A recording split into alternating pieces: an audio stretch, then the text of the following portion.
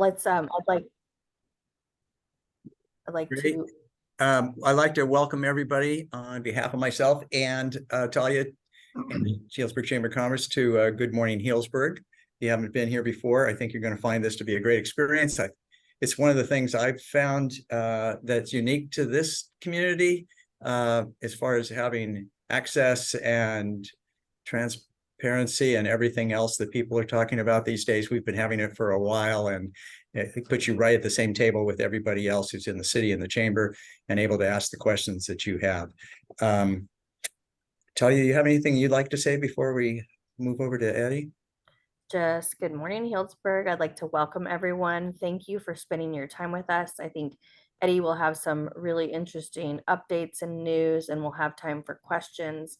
And I'm just very appreciative that we have this. Eddie knows that I worked on S.M.A.R.T before it even got going on the original executive team and campaign down in San Rafael. So I'm interested to see and hear about how far it's come.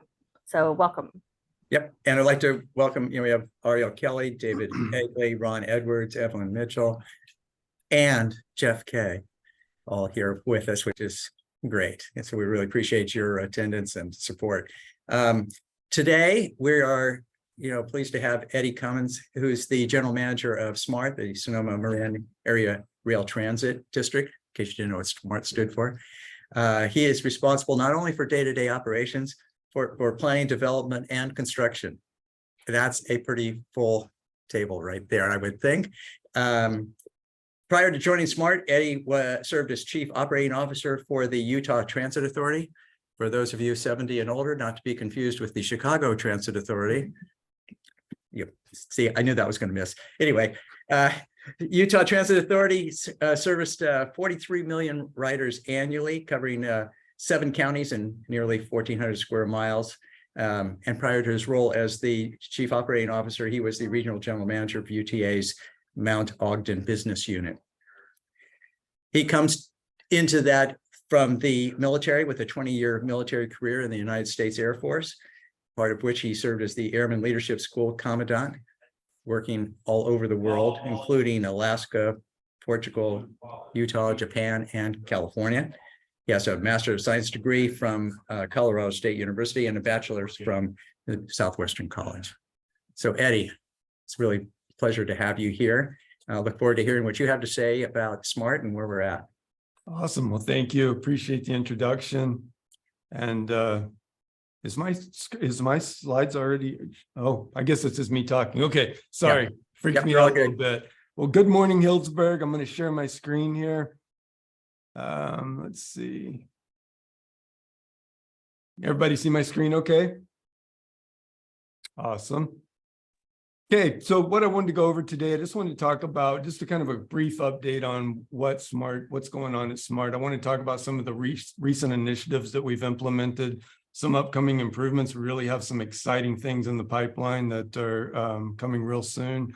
I wanted to just give a brief update on where we are with ridership.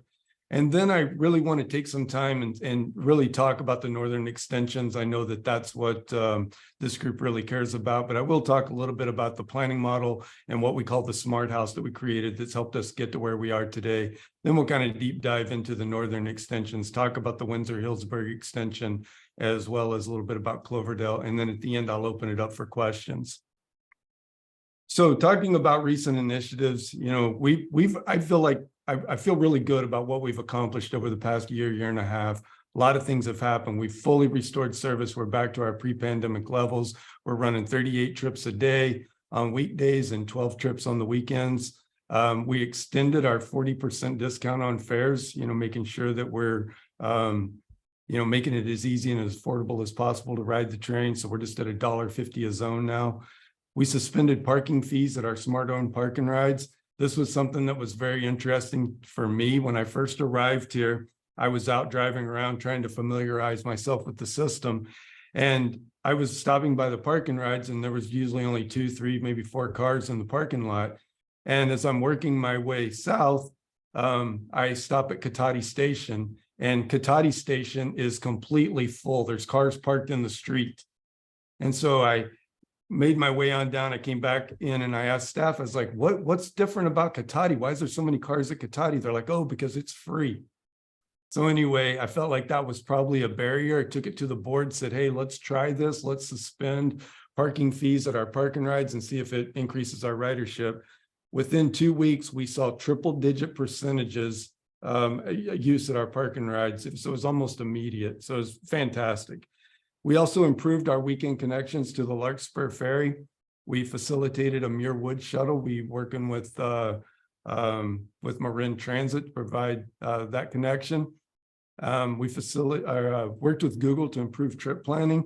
One of the things we identified was that Google, whenever you're using Google Maps to book your trip or to establish your trip, it wasn't always given the best information. So we got on the phone with Google and was able to work out some of those details and really get some things fixed. So I can assure you, when you're using Google Maps now, you're getting accurate information. We implemented a Giants game service. That was a big hit. And another big hit was we implemented free field trips for K through 12 students. This was some feedback that we received from teachers saying, hey, it's really difficult for us to take our kids on field trips, and we would love to take the train, but it's just something that's not affordable. We don't want to ask parents to have to pay that amount. So again, something we took to our board, made the recommendation of, hey, let's offer free trips. Obviously, we don't want them traveling during peak periods of time when the trains are full, but we do have some capacity, like between 9 a.m. and 2 p.m. And so we were able to make that happen. And it's been a big hit. And now we're having, on a weekly basis, we're having at least 100 kids that are out on the system. So it's been really good for us and them. And then we improved access to real-time train location data. Again, if you're using Google Maps and you're using the transit function on Google Maps, it'll actually give you real-time information. You can actually watch the train move. If you look at the picture over on the right, you can see it'll tell you that Smart 17 headed southbound, it's on time, and it'll be at your location in 7 minutes. So it's just providing our users that real-time information. I'm also excited about upcoming improvements that we have. One of the things when I first arrived here and I was out talking to people, one of the main things I heard about was we need a late evening train on the weekends. We need something that we can use to take to dinner, maybe have a few drinks and be able to ride the train. So we're going to start this on May 5th. It'll be on Friday and Saturday nights only to start. We'll see how it goes, kind of a pilot project. But it will be a little bit later than what we're running now. So a southbound departure on Friday nights will be at 7:41. It'll be 8:02 p.m. on Saturday nights. And then a northbound departure will leave Larkspur at 9:10 p.m. on Friday nights and 9:30 p.m. on Saturday nights. So we're going to check that out and see how that works. Also very excited about our micro transit pilot project. For those of you that are not familiar with what microtransit is, it's essentially like public Uber and Lyft. It works using an app. You can see the picture over on the right-hand side. But what this will do is it'll allow people to book their trip on an app on their way to airport station. And what we've done is, this is different than just a regular bus, because a bus can only go from, say, airport station to the airport. However, there's a lot of other things in that area. There's work centers, there's the VA, there's the Hilton Hotel, there's also the airport. There's lots of different things going on in that area. So what we have is a geo-fenced area to where this vehicle can operate. So anywhere that you want to go in that airport area, this vehicle is going to be able to take you there. So if there were 10 of us on the train, we're going in, we all book our trip, we're all going 10 different places with this in this area, we would all get on this vehicle. The technology is going to create a dynamic route just for that particular trip, and it's going to drop us off at all of our locations. So this is something that a product we offered in Utah. It was a huge hit, and I think it's going to be very popular here too. And it's going to provide that connection to the airport that we all need.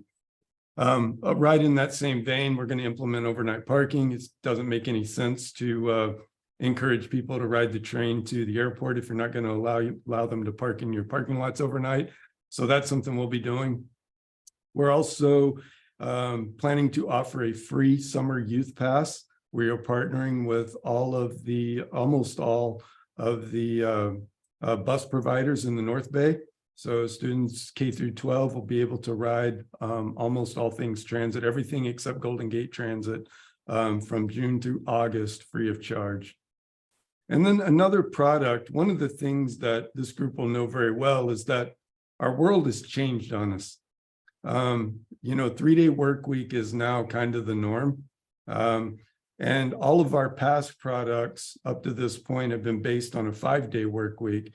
And so we're taking something to the board for approval in April, on our April 19th meeting, to offer up a new product for a 3-day work week.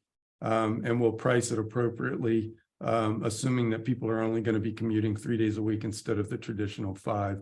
And so again, this is our attempt just to adjust to the new normal, not just sit on our hands and wait for the good old days to come back, but realizing that COVID really has had an impact on travel patterns, and we're trying to adjust to that. We have the construction of the Petaluma North Station. The estimated completion date on that is July 2024. We're also focused on building pathway segments 23 to 25. We have Petaluma to Pingrove, Roanoke Park to Santa Rosa, McGinnis to Smith Ranch Road in Marin County in 2024. And then we have more coming because, like I said, staff and the board have really made this a priority as we look into the future. And then a real-time electronic train arrival signage in fall of 23. Essentially, this will just be signs at the station to let you know that your train will be arriving in 2 minutes, 3 minutes, whatever it is. And then we also have a project in the works to improve our pathway wayfinding signage out throughout the system. Moving our attention to ridership, in the month of March, we carried almost 54,000 riders. March ridership was up 52% over March of 2022. And our FY23 ridership up to date is up 87% versus FY22. So we've made significant progress. And our year-to-date recovery ratio, this is what transit is really paying attention to right now, is our recovery ratio as compared to 2019, which was pre-pandemic. And right now we're at 78%. I'm happy to report that S.M.A.R.T is #2 in all of the Bay Area. Marin Transit is #1, and we are right there with them at #2 at 78%. So we're really happy with where we're at. It's not where we want to be. We want to get not only back to pre-pandemic, but well beyond that is where I think we need to be long-term. But still, we're happy with the progress we've made. And I think it's really due to some of the things I mentioned before of the improvements that we've been able to make and the improvements we have in the pipeline. So talking about our annual ridership, last year during our budget, I threw out the number for 594,000 riders. And it was interesting because I received a lot of hate emails of people saying that was unattainable. S.M.A.R.T couldn't achieve that. The pandemic was going to hold us back. People weren't traveling like they used to, and that was an unrealistic goal. I'm happy to report that through the month of March, we've carried 437,662 riders, and we are currently exceeding our goal by 2.5%. So we are on pace not only to hit the 594,000, but I think we have a real shot at breaking 600,000 riders this year. So it's a good thing. The other thing I would point out in this slide is I don't know that people always realize what the real impact of 594,000 riders is. But what that means is that our average rider rides 22 miles. So that's taken 13 million miles off of Highway 101. And year to date, we've already taken off 9.6 million passenger miles off the road. So when you do that math, it's quite substantial of the impact that the S.M.A.R.T train has.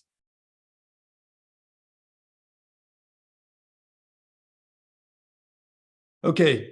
Shifting gears again, I won't spend a lot of time on this model. I know everybody's been a part of strategic planning, but this is just kind of the model that we use to walk us down the path to really make sure that we had the staff and the board all on the same page and we're headed in the same direction.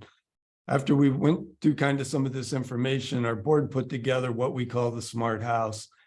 Foundation of our house is our values: safety, integrity, stewardship, continuous improvement.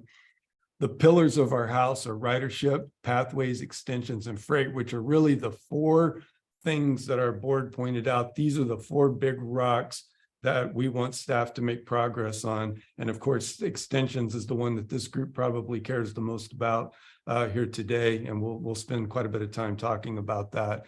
The ceiling of our house is simply we connect communities, and our vision is smarter transportation for a smarter future. We also did a lot of listening sessions in 2022. Again, kind of keeping our focus on extensions. When we had that listening session, we had 54 participants. We received 203 surveys and 13 emails associated with that. So talking about the northern extensions, what do we know today? Windsor and Healdsburg, and yes, there's a reason why I use a slash and not Windsor and Healdsburg. We're really trying to leverage funds here. I'll explain more on that later. But we're doing 2 things. We're trying to leverage funds to get both of these projects done at the same time. And we're also trying to take advantages of economies of scales to make it as affordable as possible. So recent funding progress, we've collected $118 million. I'll break that down in a future slide. And we require an additional $113 million to be able to completely build this project. And it does include the pathway. The 2006 EIR estimated ridership, which is the latest data we have for these 2 stations, would be 266,700 annual weekday boardings. Windsor would be about 162,000 a year, and Healdsburg would be about 105,000 a year. And then there's the Cloverdale extension. Cost estimate for the extension from Healdsburg to Cloverdale is about $308 million. That does include a $40 million pathway. And the 2006 EIR estimated ridership would be about 25,000 riders a year. So one of the first things that we went through this is, and I think most of you know this, but although capital dollars aren't easy to get, they're way easier to come about than operating dollars. So one of the first things I wanted to know is if we get all the capital dollars that we have on with our quarter-cent sales tax, can we afford to run all of this service that we're talking about building? And the answer to that question is a yes. Financial analysis indicates S.M.A.R.T can operate and maintain service to Cloverdale. And this analysis was based on the following assumptions. Number one, that the sales tax is extended beyond 2029. That's always the elephant in the room. We anticipated that Windsor would open in FY25. Healdsburg would open in FY26, and Cloverdale would open in FY28. The one thing that I really wanted to foot stomp and put out to the board and the public is that once we get to this point, we will be built out, and the cost required to operate and maintain the northern extensions will limit S.M.A.R.T's ability to bond in the future. So essentially what I'm saying there is that all of S.M.A.R.T's funding would be put into operations as well as maintaining the system that we have. So moving on, talking about the Windsor and Healdsburg extensions, just a little bit of an update. The Windsor extension is already 30% constructed. Regional Measure 3 was recently decided. That brought in $40 million for us. S.M.A.R.T was also successful in the TIRCP round 1. That brought in $34 million. And then over the years, we had acquired federal appropriations, state funds, and Measure M that was valued at $44 million. You will notice that I've put these onto puzzle pieces. And the reason I did this is because I was trying to explain to the board of how we were trying to put this funding plan together like a puzzle. And so you see these green puzzle pieces are the pieces that we have, and they equate to the $118 million that I mentioned before. However, we still have some work to do. We have applied for the TIRCP round 2. That's $55 million, and we'll hear about that later this month. There's also the Solutions for Congested Corridor, which is another state grant for $30 million, and that'll be in June of 2023. And then there's a federal grant called the Consolidated Rail Infrastructure Safety Improvement. We call it CRISI, for $28 million. We'll hear about that one in June of 2023. I can't tell you that these are a 100% slam dunk, right? Anytime you're waiting on grants, nothing's ever for certain, but I can tell you, I've had really good conversations. I feel confident about that TIRCP. We also had a meeting last week with CTC, and it was a great conversation. They were really excited to hear what S.M.A.R.T was doing and the things that we were doing to adjust to the pandemic. And they were super excited to hear how well we were doing with our ridership recovery as compared to pre-pandemic.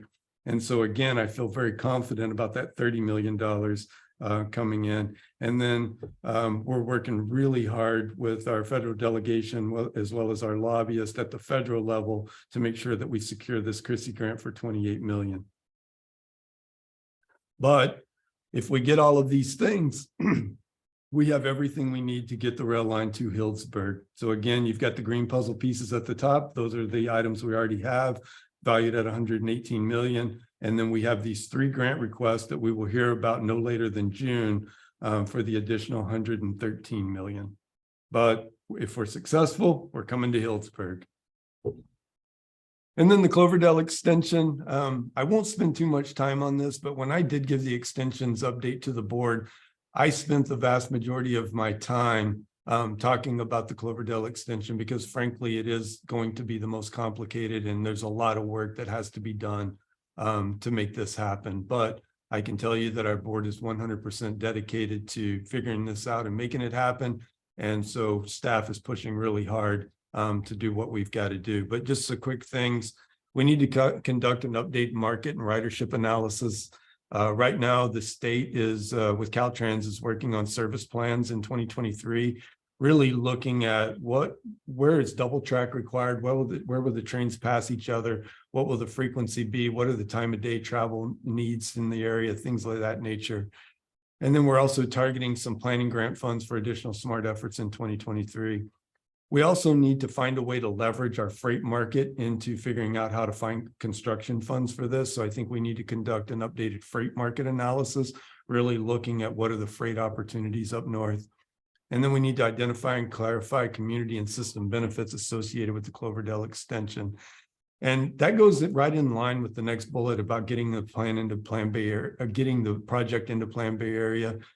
What a lot of people don't realize is that when your project is not in Plan Bay Area, it makes it extremely difficult to compete for state funds, and it makes it absolutely impossible to compete for federal funds. When you fill out a federal fund application, the first question is this project in the regional transportation plan? If the answer is no, you don't move forward. That's it. And so it's critical that we find a way to get this in. And what I told the board was, ridership alone is never going to justify getting Cloverdale extension and Healdsburg, frankly, into the regional transportation plan. So we have to talk about the other things that it does and why the community wants it and why we need it. And I talked to the board about, using the term access to opportunity, making sure we're getting people to, better education, better jobs, affordable housing, all of those other things that this has the opportunity to do. And then we just need to continue to seek federal and state capital grant funding. And I think we're looking at traditional. Also, there's a lot of funding opportunities out there for rural communities. I was at a conference in San Diego a few months ago, and it was very surprising to me how many times the word rural was used during that week. So there's a real opportunity and something that we need to leverage as we're out looking for dollars. And then, of course, also leveraging our freight service to be able to help with construction cost. And with that, I'd be happy to answer any questions this group may have.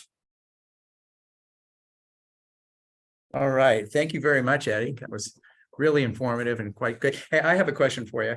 Mm-hmm. On the micro pilot program, transportation program, Yes. What is the cost for that? It's about $500,000 a year. Not to you, but to the rider. $1.50. Oh, it's just like a, what do you call it? Yeah, unfortunately, really what we wanted to do is we have zones, right? We have zones on our system. So you pay $1.50 a zone. Yeah. What we wanted and what we have not pulled off yet, but we're still pushing, is we wanted it just to be another zone in the SMART system so that when you got on, you tapped your Clipper card, it was just another zone. Clipper is having a very challenging time doing that for us. So we're working through those details of how we'll do it. But right now, we're looking at, it'll just be $1.50, but how you'll pay for that hasn't quite been all hammered out yet. That's great. Mhm. That's a deal. You know, I think it's going to be awesome because, you know, if you talk to the airport and you read the articles in the paper, there's like 50,000 people a month going through the airport. And, you know, for me, I fly out of that airport quite regularly, and, you know, $13 a day is nothing to sneeze at, right? So the ability to have somebody drop you off the train or to park at one of the parking rides and ride in and have that connection, I think that's going to be awesome. How long can you leave your car at the park and ride? Let's say you're going for a week someplace. So we didn't put a limit on it. We are going to charge. So I did say that we had suspended parking fees at our parking rides, and that is true during the day. We are going to charge $5 for overnight parking. And that's just the ability to be able to control it and make sure that, you know, we don't have any issues in our parking rides. Yeah, absolutely. That's great. Nominal fee. Cool. Okay. Anybody else out there with questions? I have a question, Mark. It's Talia, and Eddie and I just talked briefly, but one of the things that we'd, as the business community, have discussed, Eddie, is having, just like you were talking about, the Clipper card, that kind of thing, some kind of pass or incentive type of pass that businesses could offer to their employees. Since we do have a affordable housing, workforce housing issue, we have a lot of people that live obviously outside the area. So if that is something that you could look at in these new plans for Healdsburg, I think people would be likely to utilize those and either buy them for their employees or buy them for their employees and give the employees a discount, something to increase ridership, but to also encourage continued economic development growth and having the job and workforce come here. Yeah. So let me speak to that just a little bit. And there's two things. The first one is there is a product out there with Clipper where you can do like, you know, a pass program. The reason we don't talk about it and the reason we don't push it is because it is more expensive than the monthly pass. Since we reduced our fares and we're running this fare discount, we're actually cheaper. And so this 3-day pass that I talked about, we're going to assume that the average person is going to ride 3 days a week, but that once you buy that 3-day monthly pass, it is truly a monthly pass and you can ride as much as you want. And that pass is going to be costed at $117 a month. So $117 a month is an all-you-can-eat pass on the S.M.A.R.T train. And frankly, the pass program through Clipper would be more expensive than that. The second thing that I would talk about is the educational institutions, if you want to take that, and people going for, you know, like workforce development to schools and things like that. There's the Bay Pass, they call it. Right now, it's in a pilot stage. The only university or college that we have right now that has it is Santa Rosa Junior College. And that basically gives a free pass to all students, and they can ride anything in the Bay Area, all transit free of charge. We had a good meeting yesterday with Sonoma State University. They're interested in getting in on that program. And so we're actively working with MTC to see if we can bring Sonoma State into that program as well. So that's the second thing that I would bring up there. But we're happy to talk with business and see what we can do. And if there's something that's unique or something like that, we're happy to have those conversations. But right now, that $117 a month is really hard to beat. Yeah, that's great. Thank you so much, Eddie. I appreciate it. Thank you. I think we have a hand raised from Mayor Kelly and then also a question from Kim in the chat. Good morning, Eddie. Hey, good morning. I was wondering if you wanted to mention the Clipper START program and how that might relate to some of our low-income residents and workforce, that maybe part-time workers or folks who are working in low-income jobs. Yeah, absolutely. The Clipper START is a discounted pass for low income. It's an application process. But yeah, people can definitely go through that, and happy to send some information on that program that maybe could be distributed through this group and get that out. So I'll do that. I'll take a note down to send out some information on Clipper START. And is that available on the website as well? Yeah, I believe it's on there. I believe there's some stuff on there, but I'll see if I think we have a flyer that I can send out on that with some additional information. Okay.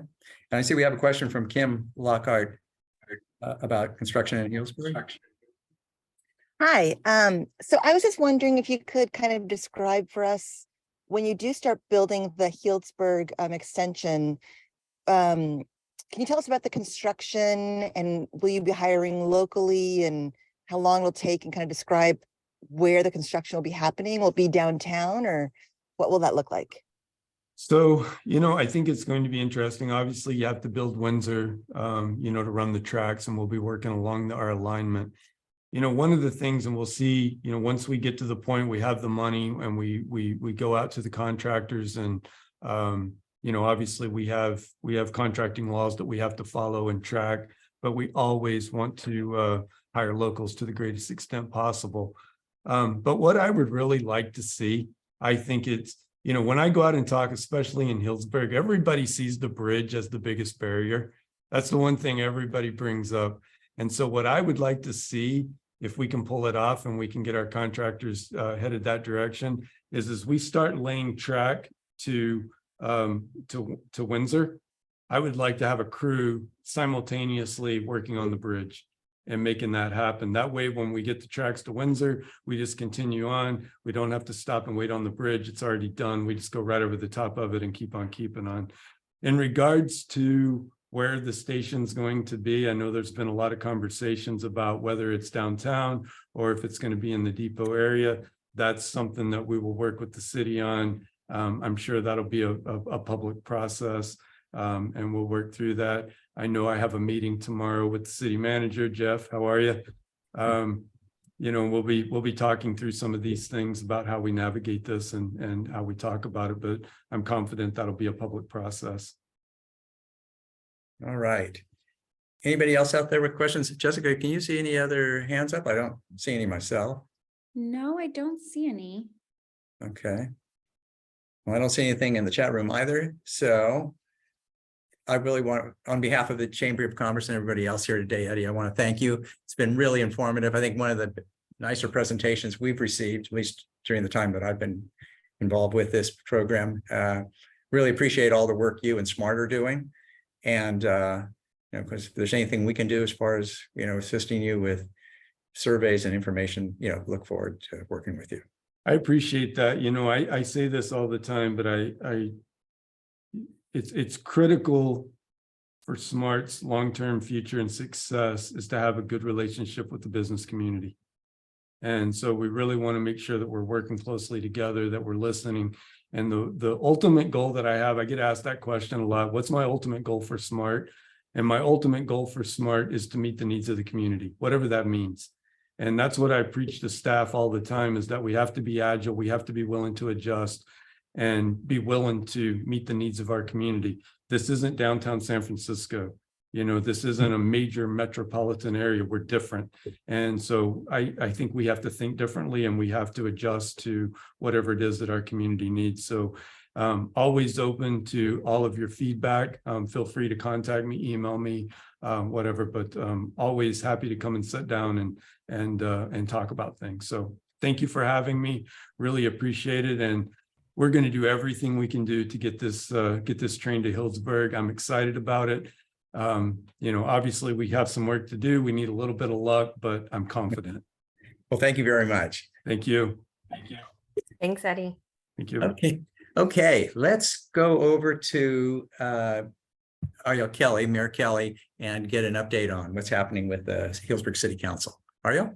Thank you, Mark. And thank you to Eddie and the S.M.A.R.T board for your leadership and helping to bring this to fruition. It's very exciting for our community. And you came in, just not too long ago into this role, and now things are really cruising. So we're excited to be a part of this moment, and really fingers crossed for the upcoming grant announcements between now and June. And we hope to hear from you soon with positive news. So I wanted to share just a little bit about things happening at City Hall and the latest with the council. And so I'll start with, we recently had our goal setting session for the upcoming fiscal year that starts July 1. And we adopted our goals out of that session just this past Monday night. Some things on the goals that are hot topics. One, as Eddie mentioned, smart station planning. So we will have an upcoming council agenda item to talk about where do we think is the best location for the smart station so that we can start doing some planning around that. And we are also going to be doing what we're calling a downtown density study, which is looking at increased density in certain areas for housing downtown. So city-centered, looking at opportunities for multifamily housing in areas that we traditionally haven't seen a lot of housing developed. And we did talk this past Monday night about really the goal being to build community input, identifying sites, identifying what that density could look like, and then taking that the next step further and putting something on the ballot if we feel like we've got enough time to get there for November of 2024 to do a GMO amendment to allow for some of that housing to get built. So we know that it's going to be, a multi-step process and want to make sure that we're moving slowly and bringing the community along with us. But we also think, we have a lot of conversations happening right now about just lack of housing, how it's impacting our workforce, our middle class residents who can't afford to live here, and really wanting to make sure that we can balance some of the single family homes with more apartments and condos closer to downtown where people can walk to services, to schools, grocery stores, et cetera. So those will be upcoming. Also looking at planning and scoping out the South Entry Plan. This has been on our council goals for a number of years, and now we've allocated some funds to launch into at least an initial phase, but looking at south of the bridge area that's within the city limits and doing land use planning to really define what we want to see developed there over the course of the next few decades. So we'll be launching into that plan, at least in the initial phases in the next year. And the West Plaza parking lot. So this came up in discussing, with the increased attention on the Foley Family Pavilion, which is going to be breaking ground at the 3 North building, Cherry building, Purity Products, depending on who you ask, the warehouse style building across from City Hall. We're breaking ground this year on that project, which will be a beautiful event pavilion for the community and the home of the farmers market. And the West Plaza parking lot, which as many of our downtown business owners or residents know, is really a great place to park and access downtown and the plaza, but it's a little bit tired. There's definitely some wear and tear, age on the parking lot. And so we talked about scoping out what it would take to kind of bring that to looking on brand with Healdsburg and the connections to the plaza and around that vicinity. So those will be on our upcoming agenda items for next fiscal year. We also have some pretty exciting development updates happening with some of the major projects in town. So about a few weeks ago in March, we had the North Village project come before the council to talk about some of the housing affordability levels and housing units. The council decided to continue the item to further discuss the proposed loss of housing units that were being proposed by the developer. And we believe that there's a proposal now to move forward without the loss of units. And so that will actually be on our council agenda for the next meeting on April 17th. So we'll be discussing North Village and the housing, 2 housing projects associated with it that have not yet been adopted. This past Monday, we approved the Saggio Hills development agreement, disposition and development agreement and the map for the Saggio Hills affordable housing development. They do not yet have financing in place, but that project is now officially approved. If you aren't familiar with the housing component for the affordable behind Montage and Parkland Farms, it's a really beautiful project that's got a variety of affordability levels, both for rent and for sale, and quite a number of housing units. So we're very excited about that. The bird bikes are back. as mentioned earlier. So if you haven't tried one of the electric bikes, highly recommend it. And you can download the Bird app and give them a whirl. You may have seen an email from Talia about the active transportation plan, which is really a survey that we're trying to get the business community to engage on about bike parking and looking at updating our bike and pedestrian master plan in this next cycle in partnership with the Sonoma County Transportation Authority. So you'll be hearing more about this upcoming active transportation plan and bike parking, and we would love to get folks to participate in that really brief survey. Finally, what's coming up on our agenda for our next council meeting on Monday, April 17th, we are getting a quarterly update from the L&M Village, a transitional housing site, to hear kind of what the latest is, how that project is going now that they have folks living there and transitioning out of homelessness. We are going to be finalizing the cannabis RFP process for our dispensaries who are looking to apply to that RFP and operate.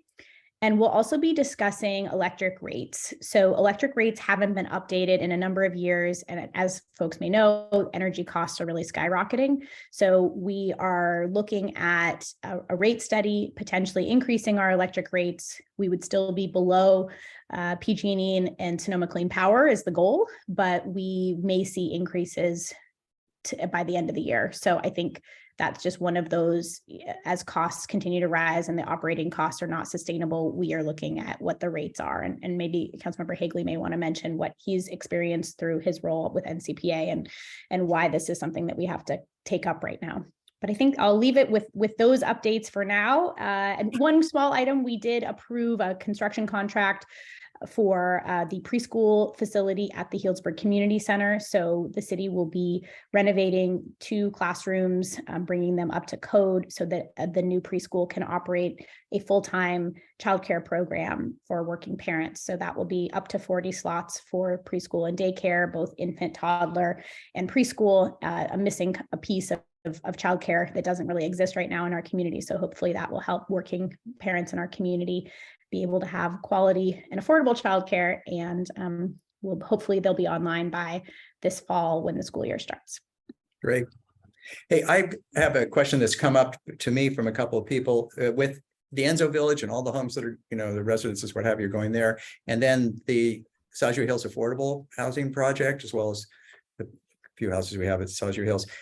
My understanding, there was some discussion about changing the 4 lanes we have from, say, Dry Creek March north to maybe 2 lanes. And it would seem like we're adding a lot of traffic to that area. And I know there's some concerns from people that I've talked to up there. What's happening as far as that transportation plan? So the North Healdsburg Avenue project, or the Healdsburg Avenue Improvement Project, that starts at Powell Avenue where 7-Eleven is and goes all the way north to where past North Village where it meets the county line, more or less. That was a project, a roadway improvement project that's been in design or in concept for a number of years. I think the council maybe in 2018 adopted 17. Thanks, Dave. Hired a consultant to really scope it out and design what this kind of future boulevard would look like for our city, taking what used to be the highway and making it into much more of a pedestrian bicycle friendly roadway. And so that plan it's been adopted. It's 1 lane each direction, plus a center turn lane, plus bicycle lanes that can be used interchangeably for if there was an evacuation that needed to happen, the bikeways will be wide enough for vehicles to use if need be. And really street trees that will shade the sidewalk to make it a much more enhanced pedestrian realm. And we put it on a shelf and then we crossed our fingers to try to get grant funding. The project is many, many, many millions of dollars. And we've been fortunate that our staff has continued to apply for grants. We did receive, I think, 11.8 million, 11.2, 11.8, somewhere in there, 11.8 in this last round from through an MTC program that's state funded. So we ended up getting funds finally to fund that program. And now we're going into the design phase. So they have included all of those housing units, Okay. both North Village, Montage, Saggio, affordable in the studies to confirm that we're not downsizing a roadway and then adding a bunch of people that will need, increase. So there is a lot of, they're definitely looking at those future numbers and ensuring that we're not, miscalculating what the impact will be. But it'll be a beautiful project and lots of public input between now and when we launch into it. We're also looking at studying undergrounding the utilities along there as well, kind of to make it really reach the next generation of roadway. But it will not be quick, and it will not be without, I'm sure, some hiccups and disruption along the way for folks who work or live along there. So there'll be, and it's several years out from when we'll actually launch into it. Okay, great. Talia, I see you've got your hand up. Yeah, I just more had a comment. Ariel, I wanted to make sure that you knew as the mayor and council that one of our top goals as well for the Chamber of Commerce is to work on that missing kind of middle as you discuss the workforce housing component. So anywhere we can be involved in the conversation or help provide feedback or input, please let us know. All Great, right. thank you. Anybody else have any questions for Ariel?